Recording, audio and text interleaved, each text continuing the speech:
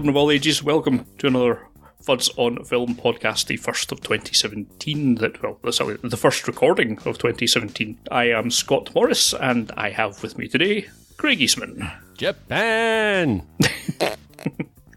A refrain familiar to many who stalked the arcades in the mid-90s looking for the Street Fighter 2 cabinets. And that is what we're talking about today. Unfortunately. For some reason. Because you can never hate yourself quite enough. It seemed like a bad idea at the time. That's it. Eyes are there to be abused. We are, for some reason, talking about movie adaptations, not just of video games, which already have a hard-won reputation for being entirely dreadful, as evidenced by, well, all of them, but we're going to talk about one little subgenre of that. Puzzlingly, one of the most popular genres for plundering is the one-on-one fighting game, which is unusual because any plot in those games is normally relegated to the manuals.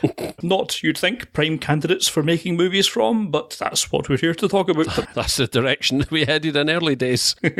Yes, so we are covering, for our sins, Street Fighter, Mortal Kombat, and a little bit of Dead or Alive as well. This will be a doozy. So basically we're breaking out the baseball bats of constructive criticism, and we will be hammering them for some time. So if you don't like relentless negativity, you may want to give this podcast a miss. Yes. But I suppose, let's see if we can find any truffles amongst the undergrowth. I'm sure we can. Craig, why don't you tell us a wee bit about Street Fighter?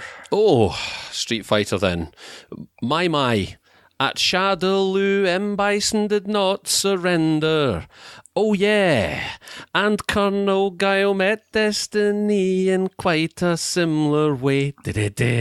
Semicircle and hard punch will lead to a meaty big crunch.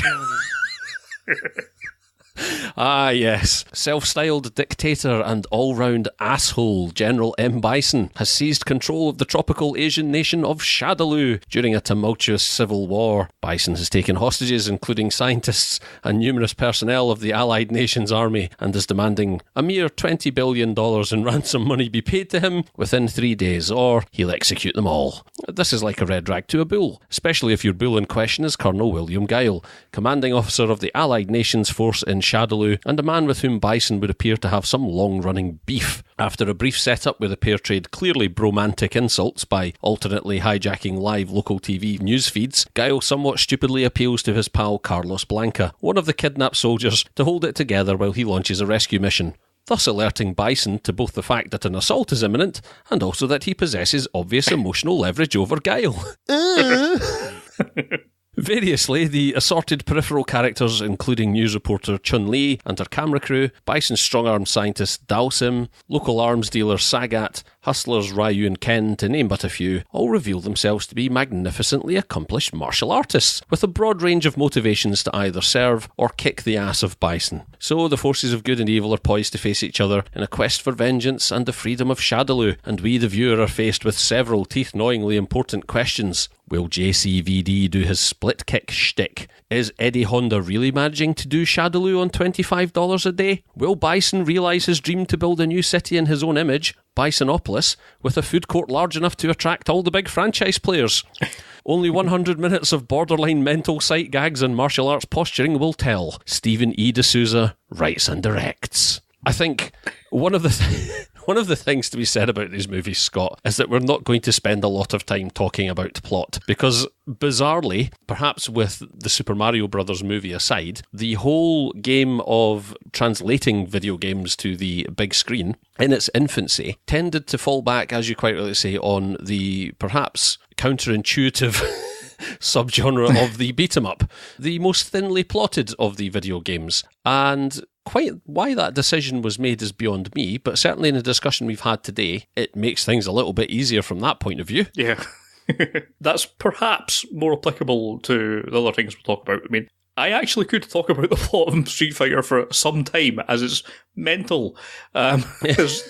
It's other movies are far more straightforward in what they've attempted to do, and this is pretty bananas in comparison. I was reading an article on Kotaku, thanks to the folks at the Exploding Helicopter podcast for pointing me in that direction. It's one of these ones, I mean, as you say, they're written and directed by Steven D'Souza. It's his first gig as director, but in terms of writing, he's not got a bad track record by this point. He'd done the likes of Commando, he's done Running Man. I was going to say, you can see the similarities between this and Commando in particular, right? Crazy dictator on an island paradise. Yes, and from what he was saying in this fairly long dissection, it was another one of these shoots from hell, really. As a director, he kind of got steamrolled by the studios and Capcom. So his initial idea was, let's focus on just a few characters and not go overboard with all these other ones, because if you try and put all the roster from the Street Fighter game in, it's going to be crazy. You're going to have to find things for all these characters to do. It's going to be a complete mess.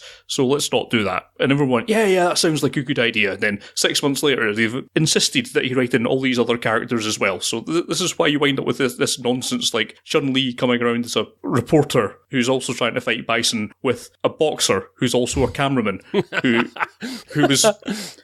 Bison had some sort of dealings with corrupting his fight game, and also a sumo wrestler as well. Because, yes. Because that's probably what happened. Yes, to quote Hudson Hawk, another D'Souza joint. Yes, just a very puzzling and convoluted plot that tries desperately to find something useful for all of these characters to do. And in that comes with some quite strange moments that give this a sort of charm. It's strange looking back at some of the reviews at the time, because they were saying, this is a joke, you can't take this seriously, you can't take a bazooka-toting Kylie Minogue seriously. And it's like, I don't think you were ever supposed to. No.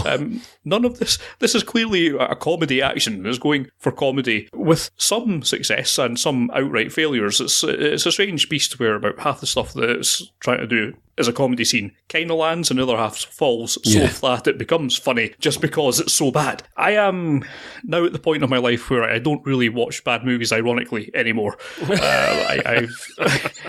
But this is one film that I don't know whether it's just nostalgia from the days when I did watch bad films ironically, or if I actually do find that this is just generally so strange and mind-bending that it's worth watching.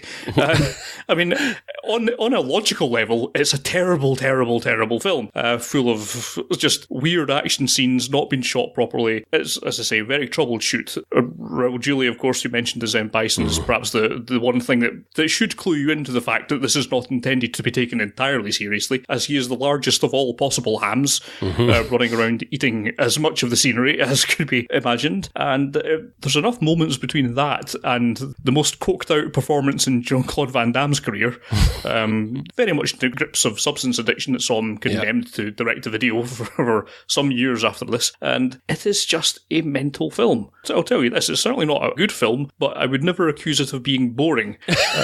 There's lots of many strange little touches in it that for some reason make me kind of like it. It's a tough thing to actually recommend anyone do, but I think if you do, you will get some enjoyment out of how crazy it is. You have. I'm so glad to hear you say this, because you have said almost entirely what I wanted to say, and I was so worried that you were going to savage it, and I was going to have to be the guy who put my hand up and went, I kind of liked it.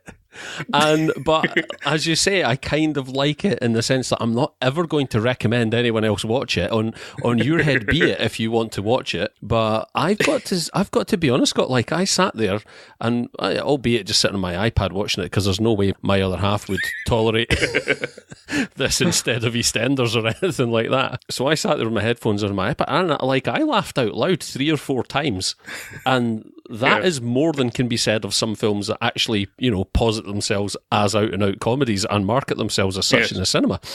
And I know that there are all these, like you say, and even now people seem like massively, massively divided on it. But especially at the time, the number of people who were calling this out as one of the worst films of all time. And it most definitely is not. And anyone who says they are concerned that they're not sure whether this movie is supposed to be taken seriously or not is already taking crazy pills, because it is quite clearly intended as a comedy from the very, very outset, and at no point did I think it was trying to be something different. Unlike Mortal Kombat, which we'll talk about briefly, where I felt like that movie was on a bizarre sort of constant course correction between wanting to be taken seriously and then trying to be a bit funny and then wanting to be taken seriously again. At no point does this film want you to take it seriously, and there are so many sight gags and sort of nice throwaway background touches and whatnot that might not otherwise have expected.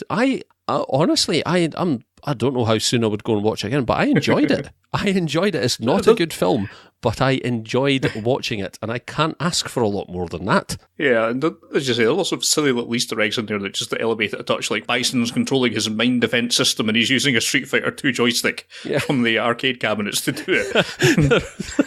There was the best bit, I think the biggest laugh was when they're all sort of gathered at the sort of arms fair and they're all in their tent, and then Chun-Li comes on the television to goad them and shows them strapping one of their trucks with explosives, and as they're watching this truck rolling towards the camera, everybody gathered in the tent realises that the truck is actually outside rolling towards them, and Zangief, who the Russian wrestler who is portrayed as being somewhat thick throughout the film, shouts, "Quick, change the channel."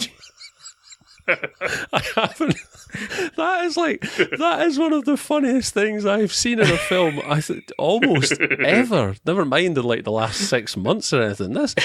This film has got some stuff going for it, and some of that writing, again, it's flawed, and you can see where there's interference from the studio. But even despite all of that, it hangs together a lot better than some of the other films I suspect we'll be talking about, and it feels closer to a complete package than the others, but I find it a little bit strange that people were quite so hard on it. I suppose this might sound weird, and I might regret saying this, but perhaps it was a little bit ahead of its time. Yeah, it's perhaps a little bit of the Last Action Hero thing going for it, where I think time has been kinder to it than it was initially received, if you know what I mean. It's got a little bit of post-modern ironicism going on in there, which helps leaven it a little bit. It's perhaps a little frustrating because a lot of the flaws in this were really down to a number of situations that couldn't be resolved. I mean, a lot of this budget went straight to Jean-Claude Van Damme, who I think does quite well, given that he was apparently incapacitated with drugs most days. Yeah, due to and having it away with Kylie Minogue off screen as well. Yeah. Whilst married to someone else entirely. And of course, this sadly is Raul Julia's final film.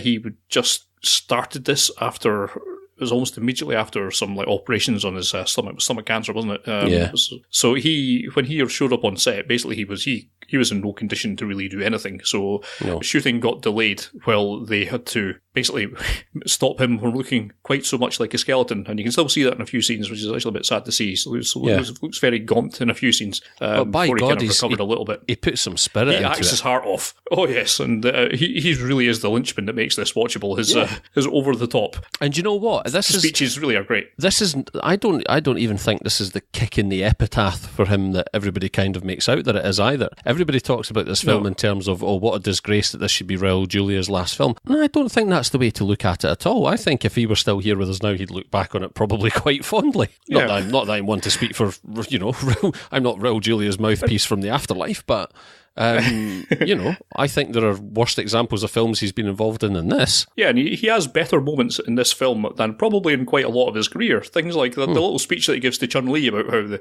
day that Bison graced his village.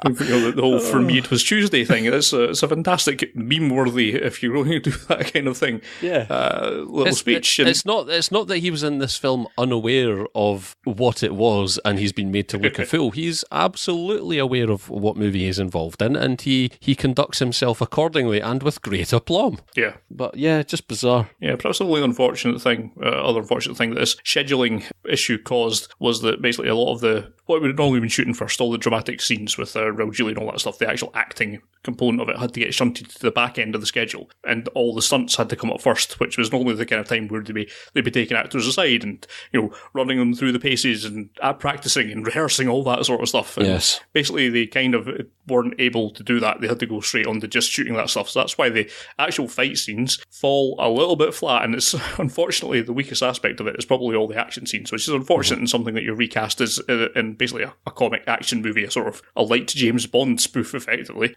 That is the weakest part of it. When it does try and set away its action scenes, they don't work all that well. And again, another thing, it was puzzlingly hampered when they did a first cut of this and it got an R rating, and then we went, no, we can't have that. So it got cut back down. But basically everything that was remotely violent got cut out, and it went down to a G, which was not violent enough. So that's why they added in one instance of Jean-Claude Van Damme swearing to make it back to a PG-13. Yeah, I did wonder about that. That was bizarre, because funnily enough, as I was watching this, I actually felt like, in terms of the level of violence depicted, because probably more people are visibly killed in this film by some margin than Mortal Kombat. But whereas Mortal Kombat was a game marketed almost entirely and predicated almost entirely on the ridiculous levels of gore, Street Fighter 2 was a much more sanitized fighting game. Also, the Street Fighter games, Street Fighter 2 being the most obvious influence here culturally overall, but the Street Fighter games in general are a much more sanitized experience and a more technical game than the Mortal Kombat games. And I actually felt I felt like this was the level of violence in this film was pitched more appropriately in terms of the game it was derived from. So yeah, it came as a surprise then to read that it had initially been much more violent and that several edits were made for that. Whereas bizarrely enough, Mortal Kombat, again, which we'll talk about soon, probably suffers from not being violent enough in comparison to the source material. But yes, and we should point out that compared to the source material, this has no relation whatsoever. No, other than the names and appearance of the characters. Yes, everything else is very loosely inspired by it. I mean, the only actual video game commonality between this and the series is, curiously enough, the video game adaptation of this movie, which was adapted from the video game. I've fallen down a meta hole. One of the strangest reverse adaptations. And also the reason that they have cast, you may perhaps remember Captain Sawada and wondered why he has no purpose. The guy, Kenya Sawada, was playing one of Guile's sidekicks who was leading the commando team but didn't really actually seem to do anything. But it was one of these, another instance where I think Capcom kind of forced that in because he was intending to be. There was plans for Capcom to adapt a number of its franchises to the big screen, which were put on ice after the reception this got, but he was going to be the kind of a kind of common actor amongst all of them. He'd be kind of Capcom's, the face of Capcom, although that didn't actually go anywhere. So yeah, so a puzzling addition. I think they were going to cast him initially as Ryu, but he doesn't really speak English, so that didn't fly so well. So an alternate plan was hastily concocted, which didn't really work particularly well, but it's in amongst so much other superfluous nonsense. It kind of just gets lost in the shuffle. The casting of this really is interesting, and it's interesting to hear about the studio interference. And when we talk about so much, I think $8 million of a $35 million budget went straight to Van Damme. But when that sounds like a little bit more financial prudence was in order. But when you say, as the plan originally was to have a much smaller cast, it kind of explains the fact that you have these sort of most of the periphery characters are much less recognisable, although certainly more recognisable again than the Mortal Kombat crew. But also that Steven D'Souza deferred his salary in order to pay for the remainder of the cast, which, if that's down to Capcom's interference, seems awfully unfair. An awfully unfair burden for D'Souza to have taken on board. But you've still got people like Wes Studi in there amongst them, these who would go on after, who'd previously been in like Last of the Mohicans and Dances with Wolves, and who I think the year after this would go on to be in Heat to play for. So there's there are some interesting characters in there, and I get the feeling that everybody knows what they signed up for. There's not anyone here who's really taking this movie too seriously, and all of the sort of incidental characters, I didn't think that the whole thing of the buddy-buddy partnership between Ryu and Ken was going to play out all that well, and it did. And the character of Zangief could be like teeth-grindingly could be that sort of like cringeworthy, but actually his stupidity actually really pays off towards the end. Was the revelation from DJ that Zangief, what are you talking about? Don't you realise, mate? You are one of the bad guys, and it transpires that he thought he's been on the side of the good guys all along. All of that stuff pays off, and everybody pitches the performance at just about the right level, and it honestly was not the cringe fest I expected. Yeah, just a really strange little movie, and I can understand why people don't like it, but actually I think if you go in with the right frame of mind, and probably as I did, a big glass of gin and tonic, you might surprise yourself. Let's say I'm not going to recommend it to anyone, because I don't want the comeback on that if anybody has a terrible experience, but like I'm kind of glad I watched it. Yeah, again, just to make sure I've not misrepresented it, but there is nothing here that's not on some level been thought out. It might not have landed, it might not have been executed exactly the way you'd want it, but this isn't a lazy film. And if you watch any number of these kind of video game films, and I'll throw in some references at the end, but there's a number of really lazy cash grabs that have been done in, well, not just this, but in the horror, like direct-to-video horrors and all these kind of things. There's some films that you just cannot believe were made. It's the bare minimum of what you could put onto film and call a movie. And this is not it. There's some serious thought and gone into everything behind this, and it's not landed. It's not fully been the vision that we're going for, but it has a lot of worth to it. It's interesting on a great number of levels, and I would probably recommend most people try and watch it at some point. Certainly if you have an interest in video games and you've avoided it so far. But I suppose we should talk about our other major entry then, Scott. Yes. A film by the name of Mortal Kombat. As we've said, it is a criticism oft levied, especially in the early years, that video game adaptations struggled primarily due to the unsophisticated plotting of the source material, and of those genres of game most guilty, a very stiff accusatory finger can most readily be pointed toward the beat-em-up, a fighting game to your mum and dad. We saw Street Fighter take one tack, which was to insert the characters into a loosely inspired framework, around which an almost completely original story, no matter how barmy, was draped. Mortal Kombat takes a different approach, which is to not bother with the adapting part and just set about having multiple dudes, demons, and the token female fighter start kicking 7 shades out of each other. What plotting there is transposes wholesale from the game, which is to say, the two realms, ours and the other one, have competed for centuries in a martial arts tournament that affords the victor the right to invade the other. Somewhat arbitrarily, in order to do so, one realm must have won 10 straight tournaments. Setting aside quite why it is that either realm would want to have anything whatsoever to do with the other in the first place, the greatest warriors of each generation are gathered and brought to a remote island that boasts an unlikely range of geographical and topological features in order to decide the fate of the world by punching each other really hard in the face. There are a couple of familiar faces here, Christopher Lambert and Keri Hiroyuki Tagawa, probably the most, if only recognisable of the bunch, and a sizable supporting cast of people I'd wager any one of you, dear listeners, would walk past in the supermarket without batting an eyelid. Whereas Street Fighter had the good grace to splash some cash on recognisable talent, asterisk, such as JCVD, Byron Mann, Wes Studi, Kylie Minogue, and we didn't mention Simon Callow. Mortal Kombat has neither the budget nor the inclination to hire anyone who might come with a rider beyond KFC for dinner every night, and is much more interested in characters who are good looking in a daytime soap kind of way, being physically unkind towards sneering demons, and a couple of guys who showed up to an early 90s rave venue to remove the asbestos. Most notable for launching the career of director Paul W.S. Anderson. Go figure. Sadly not a P.T. Anderson film. That remains a distant dream for now. A Mortal Kombat adaptation by P.T. Anderson. We can only hold on to that dream, Scott. When we talk about the effort that was put in clearly at least the conceptual, the planning, and, well, in a lot of regards, the execution stage of the Street Fighter movie, Scott, I don't feel we can say much of the same about this.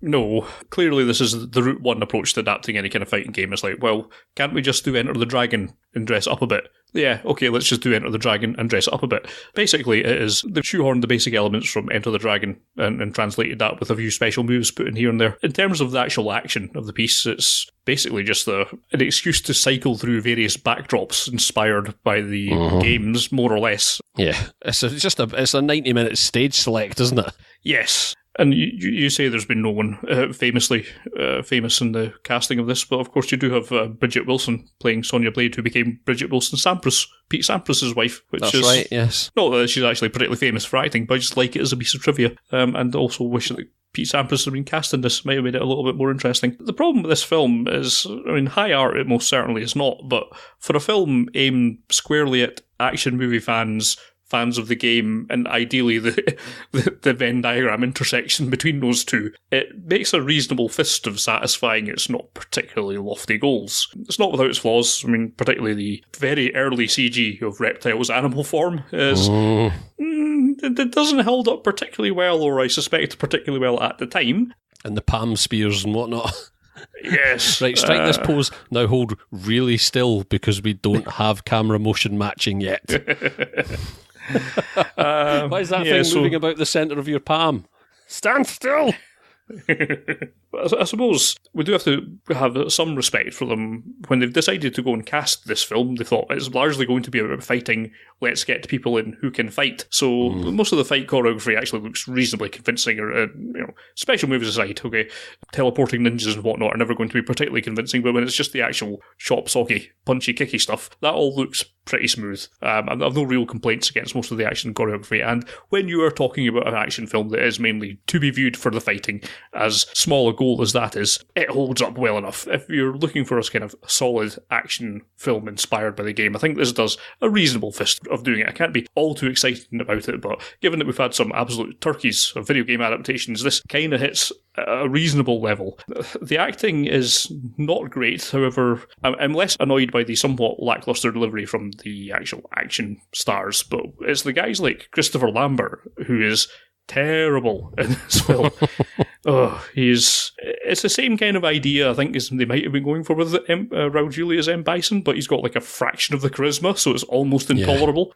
He does that thing where he laughs inappropriately he laughs inappropriately in scenes and like punches the shoulder of the person standing next to him jovially, and then gets thrown a look and goes, that's largely his role. Yes, it's not the demeanour I expect of an elder god. It should really be something. It should have really looked more to the kind of acting approach that Brian Brown took to these kind of things in Gods of Egypt. Maybe that would have been more appropriate. or at the very least, given that his character is, I mean, in the games at least, of Asian descent, right? He could at least have put in some Mickey Rooney teeth or something. He could have made an effort. He could have made an effort to look Asian. Talk about whitewashing. Yes. Surprisingly, this was what, a third of the budget of Street Fighter. Took about 100 and something million. I forget off the top of my head, but it remains one of the most successful video game to movie translations, both content wise and commercially. Yeah.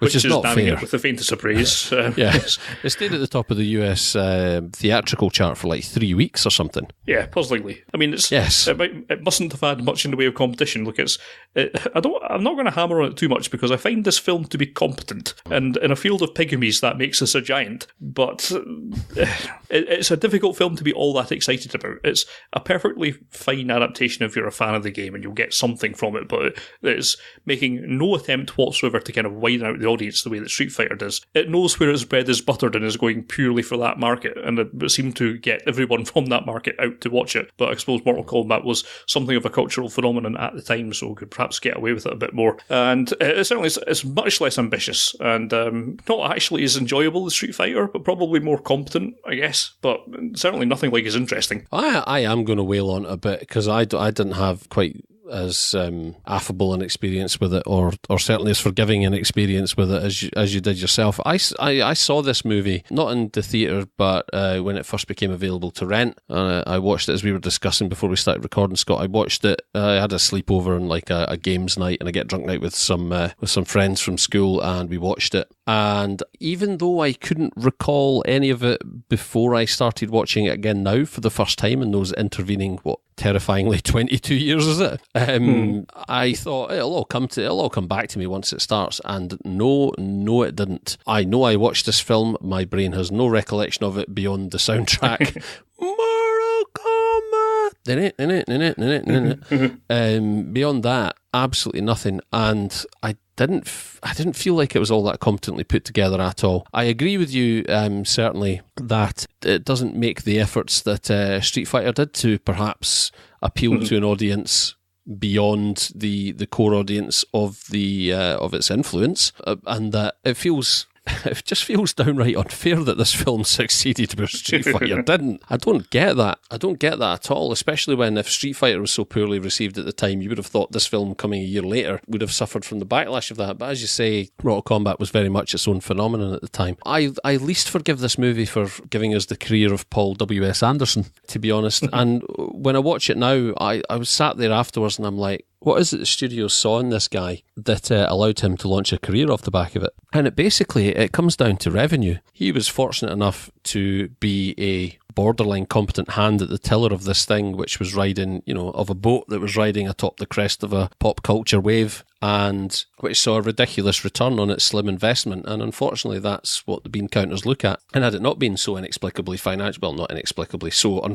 financially successful, we probably wouldn't be hearing much from Paul W.S. Anderson anymore. I mean, as it is, he's been sidelined into video game adaptations pretty much ever since, most notably the Resident Evil franchise. But I thought in most respects this film was pretty much perfunctory. I understand that he demonstrated although the technology wasn't there yet, he at least demonstrated to the guys in Hollywood that he knew what this 3D CG effect stuff was, which is something probably you can imagine the studio heads and the people signing the checks didn't have a grasp on. So he would have been the equivalent of the guy that you would have asked round, to fix your computer back in the day. He's the guy that knows how to do computers. He's the guy that knows how to do all that CG effect stuff, even though those CG effects were absolutely atrocious.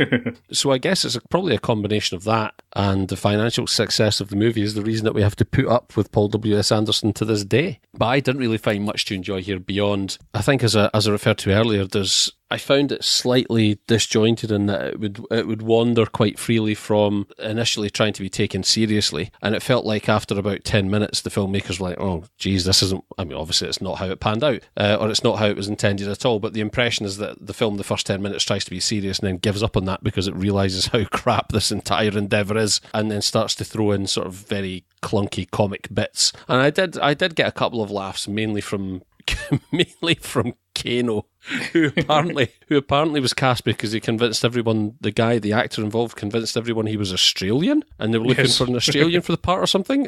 At no point did I think he was Australian. He sounded like the Londoner he is to me at all times, but there you go. I actually got a bit of a laugh out of him, and perhaps bizarrely the character of Goro. And the two of them had a couple of interactions as well, which were quite funny in and of themselves. But by and large, I wasn't all that satisfied. Yes, technically on a martial arts level, this is massively more accomplished than the Street Fighter movie, mainly for the reasons you spoke about, Scott, I think, and that the fight choreography for Street Fighter was massively hamstrung by the schedule imposed by Raul Julia's unfortunate illness. But yes, it's more technically competent in that level, but I feel like in all other areas, I just felt like, cheap set design. I felt like the whole thing looked like it had been put together on a shoestring. There were just some inexplicably stupid moments, and where'd this forest come from?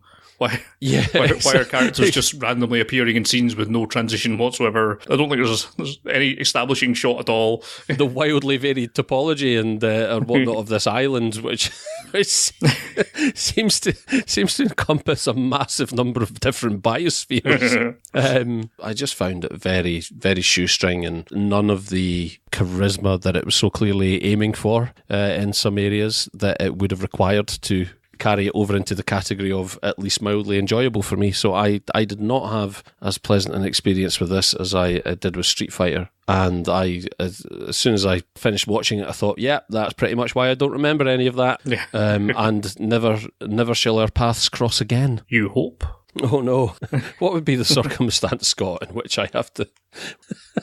What would be the confluence of events? Eventually we'll do a Paul W.S. Anderson episode and we'll need to watch it again for Yes, that. I'm dead that day, Scott. I can tell you now, I'm dead that day. Yeah, so somewhere towards the heat death of the universe end of the scale of things, we'll get round to doing a Paul W.S. Anderson podcast. Yeah. Yes. Now, the intention was that we would have watched 3 movies for this podcast, the third being the much later, I think 2006, is it? Dead or Alive? Or DOA, Dead or Alive, starring one Holly Valance, which I think was my suggestion, and yet I have somehow managed to not fit it into my schedule, so I can't speak all that much about it, Scott. I can, however, I don't particularly want to. Could I persuade you by promising to watch it tonight or tomorrow, and then I'll record some thoughts to insert after the fact? Okay. Dead or Alive, it's Perhaps a little unfair me to consider the Dead or Alive series the perennial also-ran of the 3D era of fighting games, the likes of Tekken and Virtua Fighter, but it is at least a franchise that's still going today, unlike your Battle Arena to Shindins and Bloody Roars. It's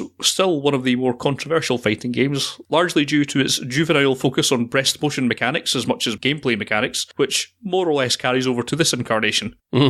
There was perhaps some hope for optimism with Corey Yuen at the helm, the veteran fight choreographer and action director responsible for some of Jet Li's best films, such as The Legend of Fong Sayuk, although I'm sure Yuen's Western outings will swing that pendulum back to the negative for most. And, well, at the risk of spoiling the flow of this review, let's just state up front that Dead or Alive is a colossal pile of garbage.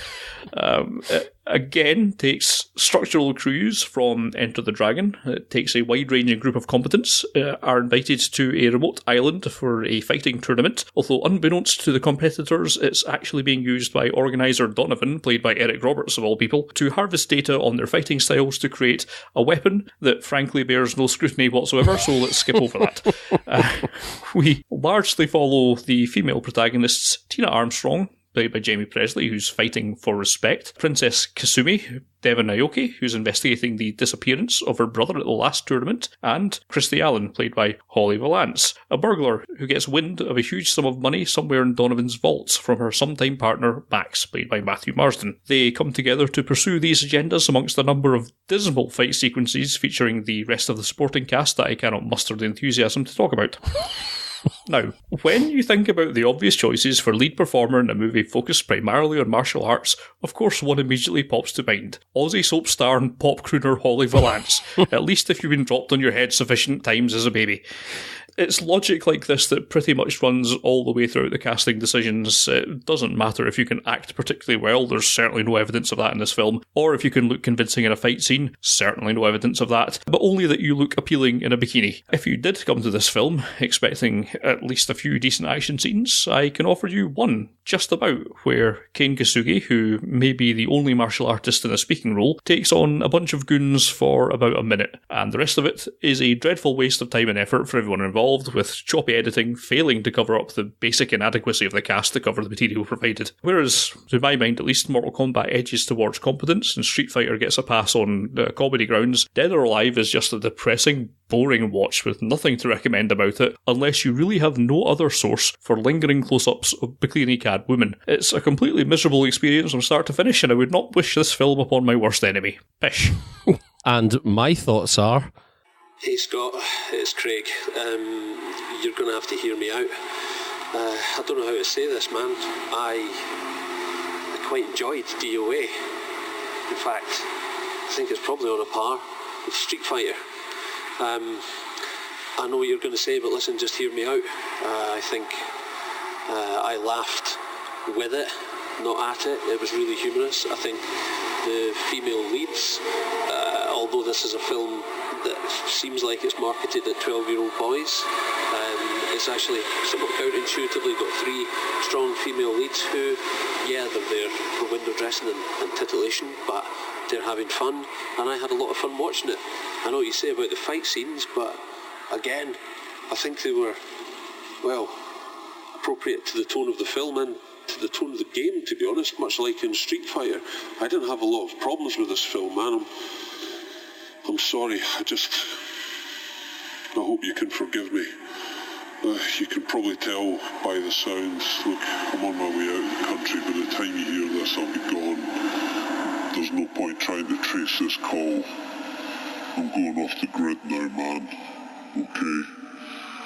I hope one day you can forgive me. Bye, brother.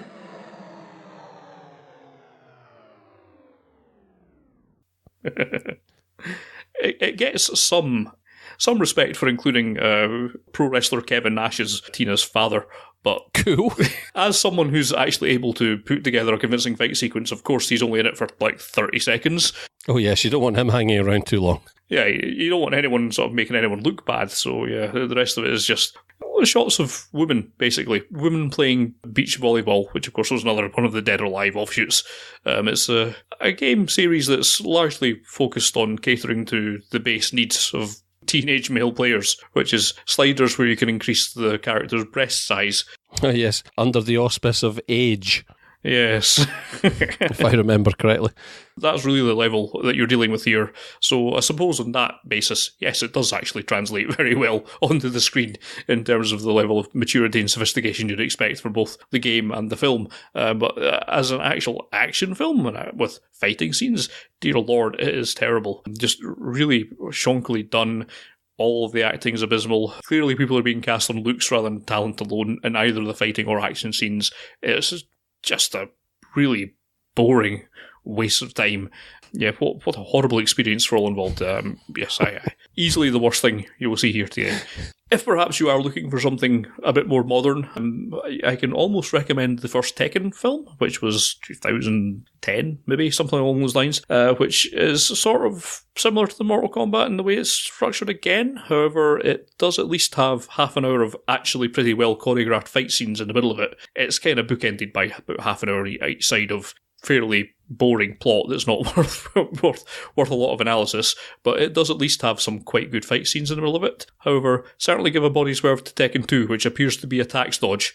It is a film that looks like it was filmed in an afternoon. It bears no relationship whatsoever to the film that came before it. It's just a really strange and poorly shot, really cheaply shot.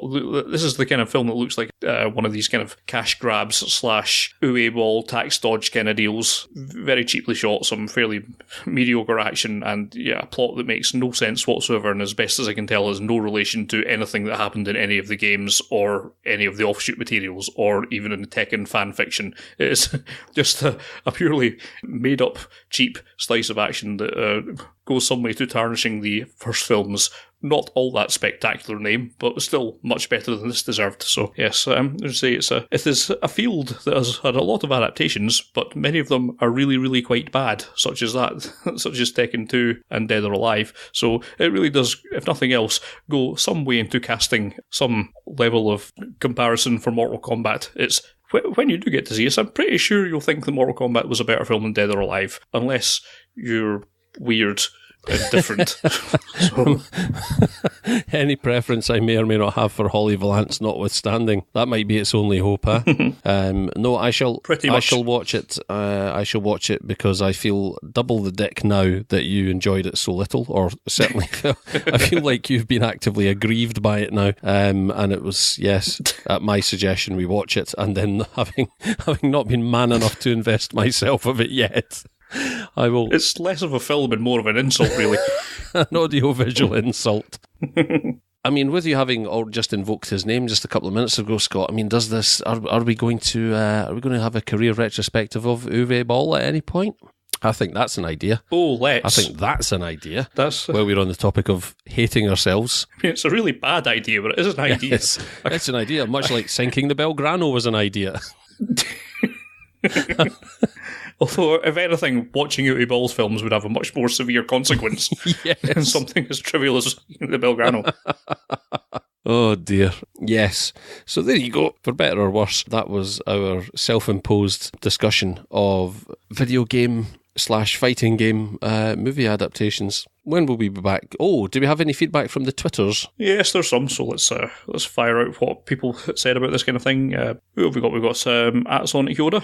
Hello, Lewis. Watched Dead or Alive over Christmas. Actually, it's terrible, but it understands its source material very well. Okay, I can kind of see where you're coming from that, but I'll certainly largely want to put emphasis on the terrible part of that statement. He also goes on to say he's got a lot of love for Mortal Kombat. Anderson knows how to direct some fun and schlocky action. I think Craig will certainly take issue with that. I like Death Race though, so I'm not going to wail on Paul W.S. Anderson all that much. At Blake writes, Mortal Kombat and Street Fighter are amongst the best of the train wrecks that are video game movies. And yes, I largely agree with that. There's actually precious few other video game adaptations that are of any note whatsoever. I can think of maybe 2 that I borderline liked, and the rest of them are pretty much drivel. Hypothesis, video game movies are to games as movie novelizations are to movies, which is interesting. And I can't say if I agree with that or not, because I was thinking about this and I don't think I've ever read a movie novelisation. I did, once. I read the movie novelisation of Alien 3. Oh dear. Don't ask why. I think we need to ask why. If I don't, then maybe your psychoanalyst I don't remember. I was one of those people who actually really quite enjoyed Alien 3 for all its obvious flaws. And I think at the time, I kind of took ownership of the fact that I was the only person that I knew that had really enjoyed it and thought I would read the novelisation. I don't know. Okay. It had I think I was hoping that sort of the death scenes would be the same, but with a more graphic description, because at that age where it's like, and then there was loads of blood and like the man's head split open and there was brains and that. And, or maybe that was just me. And then the guy that was reading the Tetley Tea adverts had something come out of his chest like an alien stuck his things through it and that, and there was blood everywhere and it was great. Totally. Yes, I don't know. No, I was just taking ownership of the fact that I liked it and I wanted everybody to know it, so I wanted to be seen publicly reading the novelisation. So it was more of an external image statement rather than something you did for pleasure. You were just virtue signaling. Yes, I was sticking it to the man in a lot of ways. I wanted people to know I was part of a counterculture, even if neither of us understood what the hell that counterculture was. I saw the same movie as you, and you say it was rubbish, but I liked it. All right, I'm being contrarian. That's a fashion thing now. Well, we'll be talking a bit more about Alien 3 in our next podcast, actually, as we cover David Fincher. Actually, there you go. Stuff, or at least our next major podcast. So there's not. I was going to say that's the most seamless link I've ever done, and it was also the only unintentional one. Oh well. Yes, but there's still some more stuff to go through on the Twitter, so we'll ruin that link immediately. At Scott's Actor, Steve Nelson wanted us to add Super Mario Brothers to that list, but no, I don't know why he hates us so much that he'd want to put us through that. I've never seen it, but then given how bad everybody made out Street Fighter was, I kind of almost feel like I have to give Super Mario Brothers a chance. Yeah, well, there's maybe an idea for future episode. Things considered turkeys that maybe we'll just get around to watching, because I've still not seen Ishtar, so we'll just take movies that have been critically pinated and watch them and see if they're actually that bad. It's time to revisit Ishtar. That's not... I didn't see that coming. The time's come. Oh, that came right out of the left field. Oh God, yes, you do that, Scott. Shout outs to Geek and Gamer, who's quoting one of the lines from Mortal Kombat. I don't know if that's meant in a positive or negative way, really, it's hard to tell. But thanks for getting in touch as well. And we've mentioned, of course, just to mention again, the folks at The Exploding Helicopter, that's at Chopper Fireball on Twitter, for recommending the article in Polygon about Street Fighter, which is very well worth taking a look at. And just rounding things off, for a tweet from Matt Toller at mtoller on Twitter's, no idea what sent you guys down this particular cinematic path, but you're doing the Lord's work this time out. Somebody appreciates us, Scott. Yeah, so if you've made it this far into the podcast, thanks very much for listening and putting up with this. What is coming up for an hour of chat about games that probably don't deserve all that much interrogation in the first instance, but we hope we've provided some amusement value for y'all. That's insane. That's insane.